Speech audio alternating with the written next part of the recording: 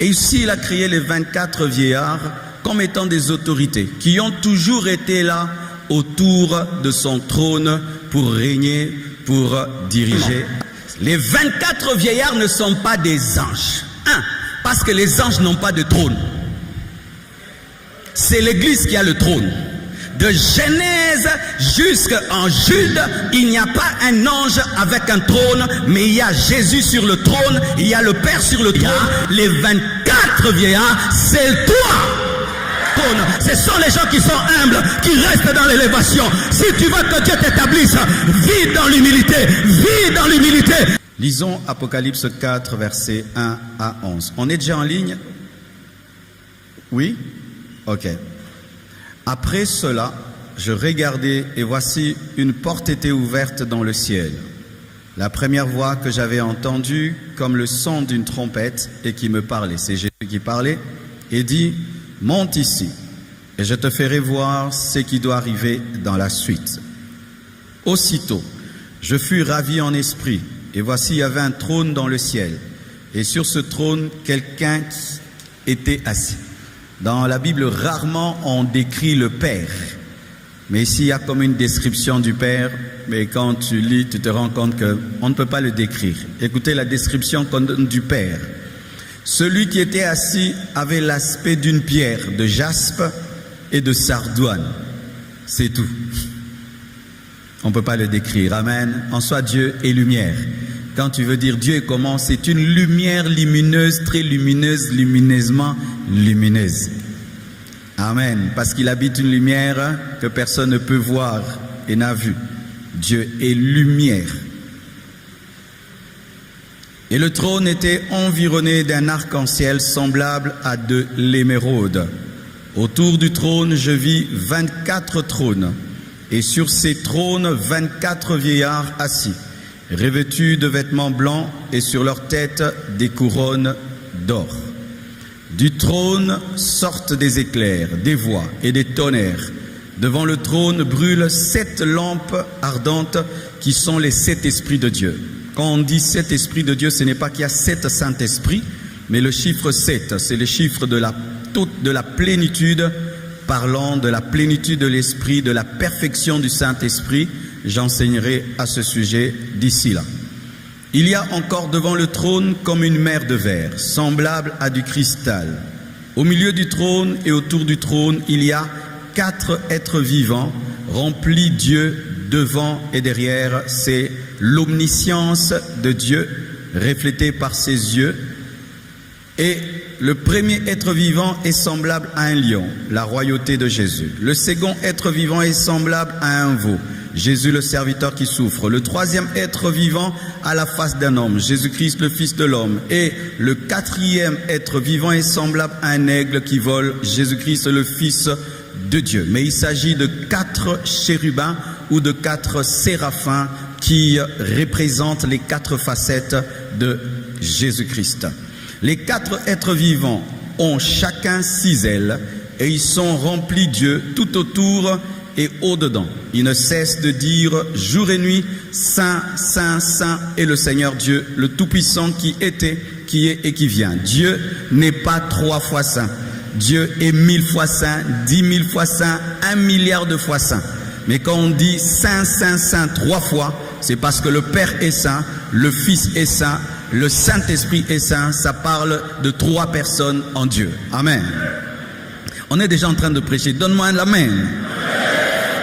Quand les êtres vivants rendent gloire et honneur et action de grâce à celui qui est assis sur le trône, à celui qui vit au siècle des siècles, les 24 vieillards se prosternent devant celui qui est assis sur le trône et ils adorent celui qui vit au siècle des siècles. Et ils jettent leur couronne devant le trône en disant « Tu es digne, notre Seigneur et notre Dieu, de recevoir la gloire et l'honneur et la puissance, car tu as créé toutes choses et c'est par ta volonté qu'elles existent et qu'elles ont été créées. » Terminons avec ce qu'on appelle le cantique de la rédemption. Dites le cantique de la rédemption. C'est le cantique chanté par les 24 vieillards. C'est important de savoir que c'est un cantique de la rédemption, ça va nous aider dans le message. Apocalypse 5, 7 à 14. Il vint et il prit le livre de la main droite de celui qui était assis sur le trône. Quand il eut pris le livre, les 4 êtres vivants et les 24 vieillards se prosternèrent devant l'agneau, tenant chacun une harpe et des coupes d'or remplies de parfums qui sont les prières des saints. Les parfums sont les prières des saints, on n'a plus besoin de parfum pour prier. Alléluia. Si le parfum c'est la prière, je n'ai plus besoin de parfum pour prier. Si tu vas quelque part, on te dit, amène le parfum pour la prière. Les parfums spéciaux pour la prière, le parfum c'est la prière déjà. Donc j'ai pas besoin encore de parfum. Amen, hein? Dans le Nouveau Testament, on n'a pas besoin de parfum pour prier. Amen. Et il chantait un cantique nouveau en disant, tu es digne de prendre le livre et d'en ouvrir les sceaux, car tu as été immolé et tu as racheté pour Dieu par ton sang les hommes de toute tribu, de toute langue, de tout peuple, de toute nation. Tu as fait d'eux un royaume et des sacrificateurs pour notre Dieu, et ils régneront sur la terre. Alléluia. Je regardais, j'entendis la voix de beaucoup d'anges autour du trône et des êtres vivants et des vieillards. Il y a des anges, les êtres vivants et les vieillards, et leur nombre était des myriades et des milliers. Ils disaient d'une voix forte, l'agneau qui a été immolé est digne de recevoir la puissance, la richesse, la sagesse, la force, l'honneur, la gloire et la louange. Et toutes les créatures qui sont dans le ciel, sur la terre, sous la terre, sur la mer, et tout ce qui s'y trouve, je les entendis qui disaient, à celui qui est assis sur le trône et à l'agneau soit la louange, l'honneur, la gloire et la force au siècle des siècles. Jésus partage l'adoration du Père. Jésus partage l'adoration du Père, et il n'y a pas rivalité, il n'y a pas compétition, il n'y a pas jalousie. Et les 4 êtres vivants disaient Amen. Nous aussi nous disons Amen. Et les vieillards se prosternèrent et adorèrent Amen. Acclamons le Seigneur. Wow.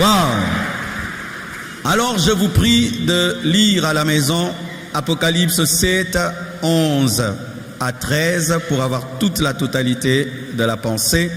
Apocalypse 7, 11 à 13, Apocalypse 11, 16, Apocalypse 14, 3, Apocalypse 19, 4.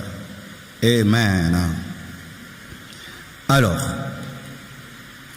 il y a plusieurs écoles au sujet des 24 vieillards. Je vais les présenter et puis je vais vous présenter ce que nous croyons et ce que nous trouvons être correct, être biblique. Étant donné qu'il n'y a pas beaucoup d'enseignements sur les 24 vieillards, ça fait que chacun a des pensées sur les 24 vieillards, et aujourd'hui tu vas être fixé et tu vas être béni. Amen.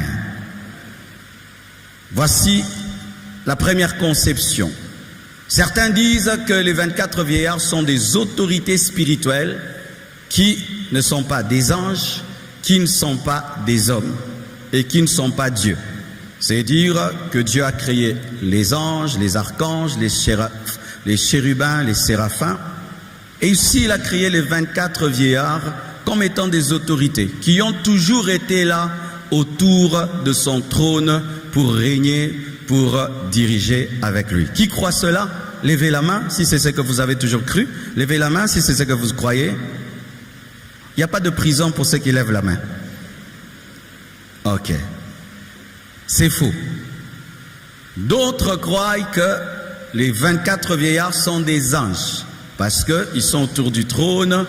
Donc s'ils sont au ciel, donc ce doit être des anges. Qui croient que les 24 vieillards sont des anges? Levez la main. Levez bien la main. C'est faux. Amen. D'autres disent que les 24 vieillards sont des assistants humains qui ont toujours été avec Dieu dans son royaume. Ce sont des hommes qui ont toujours été avec Dieu comme des anges. Qui croient cela, que les 24 vieillards sont des hommes qui ont toujours été avec Dieu comme les anges pour diriger. Levez la main, c'est ce que vous croyez? C'est faux. D'autres croient que c'est la fusion, comme c'est le chiffre 24, 12 tribus d'Israël, 12 apôtres de Jésus-Christ, 12 patriarches et 12 apôtres. Quand tu prends 12 plus 12, ça fait 24. Pour eux, c'est la fusion des 12 apôtres et des 12 patriarches d'Israël qui donnent les 24 vieillards. Qui croit cela? Levez la main. C'est faux. Alors il y a quelqu'un, qu'est-ce qui est vrai? D'autres encore, ils disent que les 24 vieillards, c'est la fusion de l'Église avec les saints de l'Ancien Testament, parce que 12, toujours l'Ancien Testament, 12, le Nouveau Testament, c'est la fusion des saints de l'Ancien Testament avec l'Église dans l'enlèvement. Qui croit cela? Levez la main. C'est faux.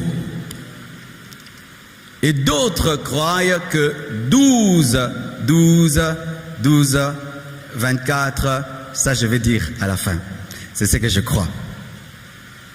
Maintenant, avant de dire ce que je crois, j'aimerais casser ce que tu crois. Amen. Voici. Pour vous qui croyez que les 24 vieillards sont des autorités spirituelles non angéliques qui gouvernent avec Dieu, voici un principe de la Bible. Fais l'effort d'être intelligent. Fais l'effort. Alors pour vous qui croyez que les 24 vieillards sont des êtres non angéliques, non humains, qui gouvernent avec Dieu, voici un principe de la Bible. C'est que quand tu lis la Bible et qu'une chose paraît pour la première fois, tu dois l'étudier. Amen. Hein? Alors regardez.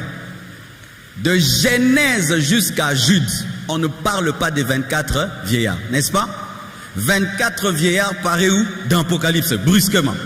C'est-à-dire quelqu'un qui a lu la Bible, de Genèse jusqu'en Jude, pour lui il connaît que au ciel, il y a le Père, le Fils, le Saint-Esprit, il y a les anges, et parmi les anges, il y a les archanges, les chérubins, les séraphins. Toute sa vie, il a vécu comme ça. Il arrive à Apocalypse, non, en plus d'eux, il y a les 24 vieillards. Et quelqu'un dit non, s'ils sont là, donc ils ont toujours été là. Frère, s'ils avaient toujours été là, Dieu allait le dire. Amen. Une chose nouvelle qui n'est pas confirmée dans toutes les Écritures, ce n'est pas ce que tu penses. Alléluia. Les 24 vieillards, ce ne sont pas des autorités spirituelles qui ne sont ni des anges ni des hommes. S'il y avait de telles autorités, alors Dieu allait déjà en parler. Amen. C'est comme ça d'ailleurs que tu dois comprendre comment on a choisi les 66 livres de la Bible. Vous connaissez, on parle de Tobie, n'est-ce pas? Maccabée, Siracide.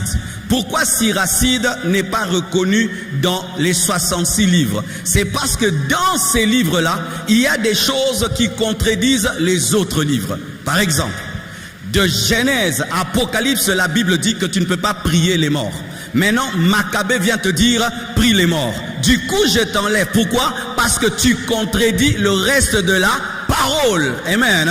Parce que le Saint-Esprit a utilisé plusieurs hommes, mais il ne s'est jamais contredit. Un nouveau livre qui contredit les anciens, on doit l'enlever. Et si l'Apocalypse vient nous dire qu'il y a maintenant des êtres qui dirigent et qui ont toujours été là, alors que tous les autres livres ne l'ont jamais dit, eh bien nous devons étudier l'Apocalypse où nous sommes en train de faire parler Jean ce qu'il n'a pas dit. C'est pourquoi, mes frères, cette nouveauté des êtres qui sont ni des anges, ni des hommes, mais qui règnent avec Dieu, comme je le vois de Genèse à Jude, je ne l'ai jamais vu, je ne peux pas confirmer cela, ce serait une nouvelle doctrine. Amen. Deuxièmement, les gens qui disent que ce sont des hommes, c'est-à-dire des hommes qui ont toujours été avec Dieu avant même que Jésus-Christ ne vienne, ne comprennent pas ceci, c'est que lorsque la prophétie est donnée à Jean, la prophétie parlait du passé, du présent et du futur, et les 24 vieillards ne sont pas dans le passé, ils sont dans le futur. Amen. Et si on peut prétendre que les 24 vieillards, ce sont des hommes qui ont toujours été avec Dieu au ciel avant que Jésus-Christ ne vienne, ça contredit la parole de Dieu qui dit que Jésus est le seul chemin qui conduit au Père, et ça veut dire qu'il y a des hommes qui peuvent aller au ciel sans Jésus-Christ, ce qui est archi faux. Pour que tu ailles au ciel, il faut que celui qui est au ciel descende sur la terre pour te montrer le chemin du ciel. Ce qui fait que ces hommes ne peuvent pas être au ciel si Jésus n'est pas descendu pour les montrer le chemin du ciel. Ainsi, ces hommes seraient là par leurs propres œuvres en dehors de Christ, ce qui est une fausseté. Amen. Donne-moi l'amen, hein? Troisièmement, les 24 vieillards ne sont pas des anges. Parce que les anges n'ont pas de trône. C'est l'Église qui a le trône. De Genèse jusqu'en Jude, il n'y a pas un ange avec un trône, mais il y a Jésus sur le trône, il y a le Père sur le trône, il y a aussi l'Église qui va régner. Dieu n'a pas promis aux anges des trônes, mais il a promis à l'Église des trônes. Donc les 24 vieillards ne peuvent pas être des anges parce que les anges n'ont pas de trône. Encore, les 24 vieillards ne peuvent pas être des anges parce que les anges n'ont pas de couronne. Mais la couronne est promise à l'Église. Pourquoi? La couronne, c'est la récompense. Et la récompense, c'est pour ceux qui ont été des pécheurs, qui ont cru, qui ont persévéré, qui ont servi pour avoir la couronne. Donc, ça ne peut pas être des anges. Encore, ils ont des vêtements blancs. Les vêtements blancs sont promis à ceux qui persévèrent, à ceux qui croient, parce que ça symbolise la justice obtenue au travers du sang de l'agneau. Et les anges ne sont pas lavés par le sang de l'agneau. Donne-moi l'amen. Et encore maintenant le cantique de la rédemption. Les anges ne chantent pas le cantique de la rédemption. Ce sont les hommes qui chantent le cantique de la rédemption parce qu'il n'y a pas la rédemption des anges. C'est pourquoi Satan, quand il a péché, Jésus n'est pas mort pour lui, parce que pour les anges, il n'y a pas de rédemption. Mais quand l'homme a péché, la Bible nous dit que Jésus-Christ est mort afin de le sauver. C'est pourquoi la prière qu'on dit, je vous salue Marie. C'est encore comment? Je vous salue Marie, Mère de Dieu. Priez pour nous. Attends, priez pour nous pauvres pécheurs. On dit que Gabriel, lorsqu'il a rencontré Marie, il a salué, il a dit priez pour nous pauvres pécheurs. Un ange ne peut pas demander la prière de pauvres pécheurs parce que l'ange n'est pas un pauvre pécheur. Ainsi, je reconnais que Gabriel n'a jamais fait cette prière parce qu'un ange ne peut pas faire une telle prière. De même aussi, par rapport à ceci, un ange ne peut pas chanter. Nous avons été rachetés parce que les anges ne sont pas rachetés. Ce sont les hommes qui sont rachetés. Donc, les 24 vieillards ne sont pas des anges, mais ils sont des... Non, mais moi, ils sont des... Non, ils sont des... Quels hommes? Dis avec moi, quels hommes? Parmi les hommes maintenant, il y a deux sortes d'hommes. Il y a les hommes de l'Ancien Testament et les hommes du Nouveau Testament. Alors les gens disent que non, ces hommes-là, ce sont soit... Ils disent quoi? Que ces hommes, ce sont les hommes qui sont ressuscités le jour où Jésus est mort. Vous savez que quand Jésus est mort, il y a des gens qui sont ressuscités. Qui savent ça? Quand Jésus est mort, frère, les gens sont sortis des tombeaux. Pas tout le monde, quelques-uns. Mais ils sont restés dans le tombeau parce que le ressuscité n'était pas ressuscité.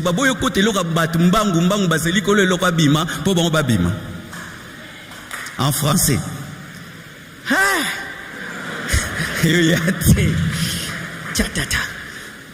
Ils ont refusé d'entrer dans la vision de Jésus plus que lui-même.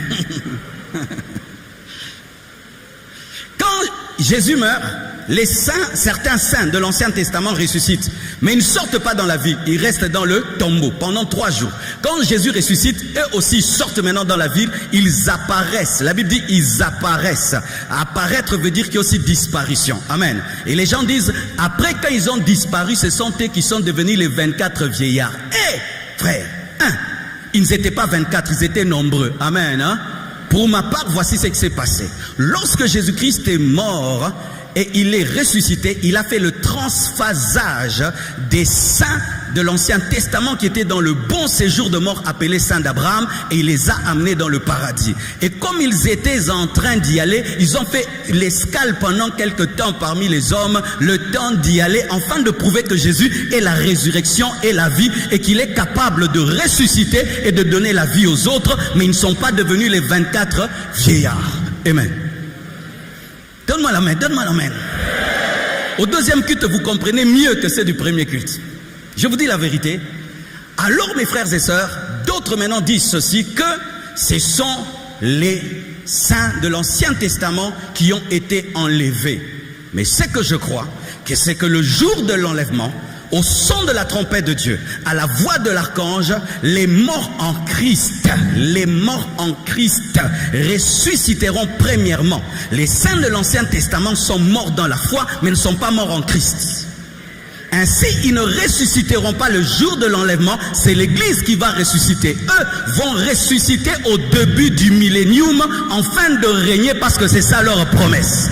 Donc, les 24 vieillards, ce ne sont pas le saint de l'Ancien Testament. Les 24 vieillards, c'est toi.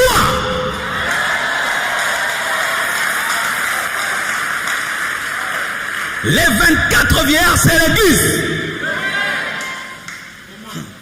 Comment? Il est écrit que tu as fait d'eux un royaume de sacrificateurs. Et la Bible dit que l'Église est quoi? Nous sommes un royaume de sacrificateurs, un sacerdoce royal. La robe, c'est la sacrificature. Le trône, c'est la royauté. La couronne, c'est la royauté. Alléluia. Frère, les 24 vieillards, c'est la dimension de l'Église. Dans l'éternité, nous régnerons avec Jésus-Christ, nous dominerons avec Jésus-Christ, et nous allons servir à côté de lui. Donne-moi une main.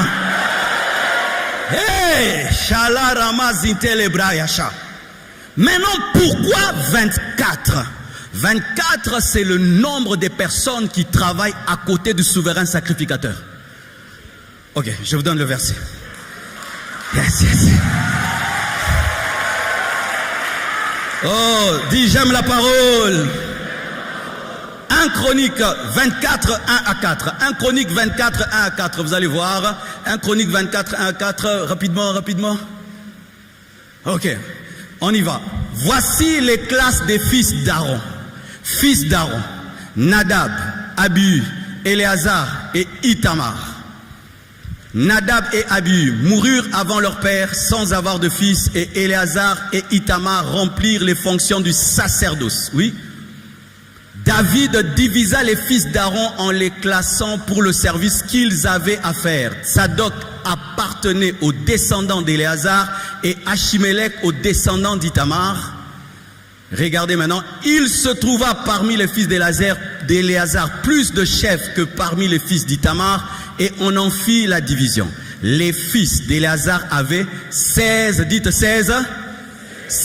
chefs de maison paternelle, et les fils d'Ithamar combien? 8 chefs. 8 plus 16 ça fait combien? 8 plus 16 ça fait combien? En soi, la sacrificature de la terre est faite à l'image de la sacrificature du ciel. Et en soi, qu'est-ce que Dieu veut dire par le chiffre 24? C'est que nous sommes des sacrificateurs éternellement, mais plus à côté d'Aaron, mais à côté de Jésus-Christ, le roi des rois, le Seigneur des seigneurs, le Dieu vivant. Donne-moi la main. Donne-moi la main. Nous sommes les 24 vieillards. Nous sommes les 24 vieillards. Nous sommes les 24 vieillards. Et 24 vieillards. Pourquoi vieillards? Vieillard, c'est la sagesse. Vieillard, c'est le prêtre. Dans la parole qu'on dit vieillard, c'est un prêtre. Tu es un prêtre. Et qu'est-ce que tu offres? Le parfum de la prière, le parfum de l'adoration. Dans le lieu saint, il y avait l'autel de parfum, mais toi, tu n'as pas besoin d'autel. Tu es l'autel et tu es le parfum. Reblaya Bashaya, parfum. Donne-moi la main. Oh, merci Seigneur. Qu'est-ce que cela nous enseigne? Cela nous enseigne une chose, l'humilité dans la grandeur. Malgré qu'ils ont la couronne de gloire. Ils ont des trônes. Ils sont arrivés dans l'éternité. Ils continuent d'adorer. La plupart des gens, quand ils arrivent, ils se retournent contre celui qui les a mis. Mais eux, malgré qu'ils sont mis, ils continuent à adorer. Ils continuent les habitudes terrestres au ciel alors qu'ils sont déjà au ciel. Hey, ils continuent la discipline qu'ils avaient lorsqu'ils n'avaient rien alors qu'ils ont tout. Cela nous enseigne l'humilité dans la grandeur. L'humilité dans la grandeur. L'adoration dans la grandeur. Même si Dieu te bénit, c'est comme si tu n'as pas béni. Même si Dieu t'a élevé, c'est comme si tu n'as pas élevé. Tu demeures humble et tu n'es pas conscient de la couronne. Tu es conscient de celui qui est au milieu. Alléluia. Même si Dieu t'a béni, tu es comme s'il ne t'a pas béni. Même si tu es intelligent, tu es comme si tu n'es pas intelligent. Parce que ce qui est important, ce n'est pas la couronne, ce n'est pas ton trône, c'est celui qui est au milieu. Au milieu, au milieu. Le Seigneur te demande de jeter ta couronne afin qu'il te donne une autre couronne. Le Seigneur te demande de ne pas être conscient de ta bénédiction afin qu'il continue à te bénir. Le Seigneur te demande, même si tu as un trône, oublie ton trône afin que tu restes sur le trône. Ce sont les gens qui jettent la couronne qui gardent la couronne. Ce sont les gens qui quittent le trône qui restent sur le trône. Ce sont les gens qui sont humbles qui restent dans l'élévation. Si tu veux que Dieu t'établisse, vis dans l'humilité, vis dans l'humilité, vis dans l'humilité, vis dans l'humilité. Zamba tomolio okiti, atomoli lisusu, okiti lisusu, atomoli lisusu, okiti lisusu, atomoli lisusu. Le Seigneur te demande l'humilité. Donne-moi la main. Donne-moi la main. Et la Bible dit qu'est-ce qu'ils font? Ils s'aprosternent et puis ils jettent la couronne. Mais quand tu jettes la couronne, Dieu ne veut pas aussi que tu aies une tête vide. Il met une autre couronne. Tu jettes la couronne. Dieu met une autre couronne. Tu jettes la couronne. Jette la couronne intellectuelle, tu auras la couronne financière. Jette la couronne financière, tu auras la couronne de l'onction. Jette la couronne de l'onction, tu auras la couronne sociale. Jette la couronne sociale, tu auras la couronne intellectuelle. Jette. Donne-moi la main. Donne-moi la main. Ce que tu as vu, ce n'est pas tout. Beaucoup arrivent. Ce que tu as vu, ce n'est pas tout. Il y a beaucoup de choses. Ce que tu vis, c'est un test.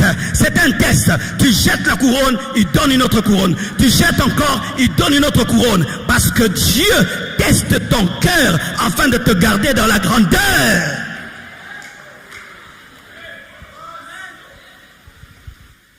Regardez. Ils sont assis sur le trône. Ils ont une couronne.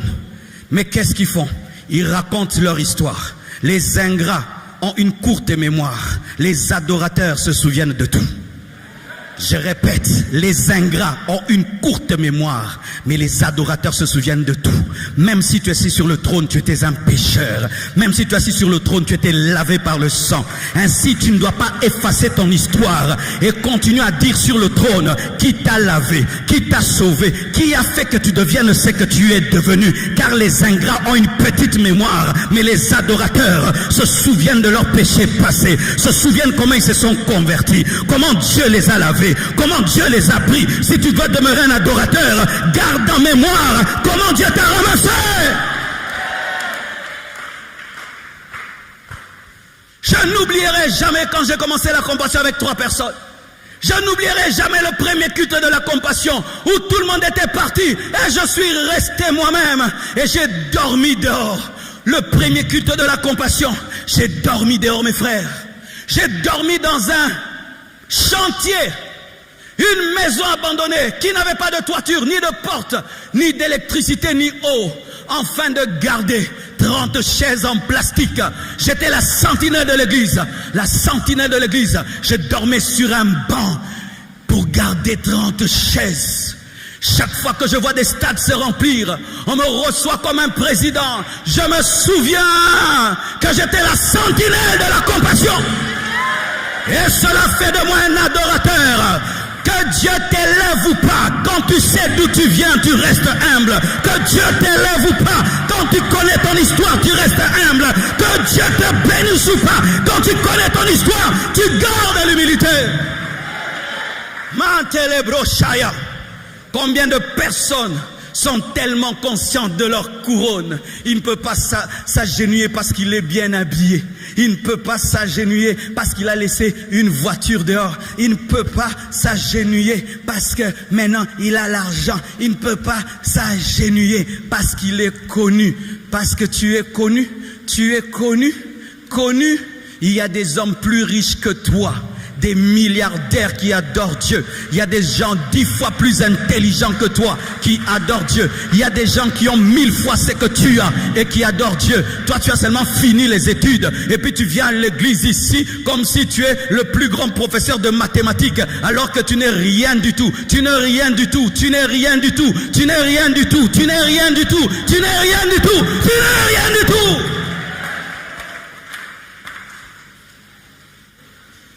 Je suis allé au Burundi, mes frères. On m'invite au palais présidentiel, voir le président. Il m'invite manger et prier. Lui-même entonne les cantiques. Lui-même chante et danse. Il s'était même foulé la cheville parce qu'il avait joué au football. Mais malgré qu'il avait une cheville cassée, il dansait pour Dieu. Et le maire de la ville me dit, pasteur, prie, s'il pleut ici, le président n'arrête jamais le culte. Et il dit, la pluie ne peut pas arrêter l'adoration. Et quand il pleut, il se mouille. Les gouverneurs se mouillent. Les ministres se mouillent. Pourquoi il a cette dimension? Il sait que Dieu l'avait pris dans le maquis. Il sait qu'il était un militaire. Il sait qu'il était un étudiant. Et s'il est devenu président, c'est la grâce de Dieu. C'est la grâce de Dieu. Jette ta couronne et adore Dieu. Jette ta couronne et adore Dieu. Oublie ton rang, oublie ton niveau, oublie ton titre, oublie tes bénédictions. Jette ta couronne. Oh, shalarama sente lebroya shaya. Regardez Jésus. Il peut marcher sur un anneau. Mais cet anneau marche sur les vêtements. Jésus n'a jamais marché sur les vêtements. C'est l'anneau qui a marché sur les vêtements. Pourquoi il laisse l'anneau marcher sur les vêtements? Parce qu'il n'est pas conscient des vêtements.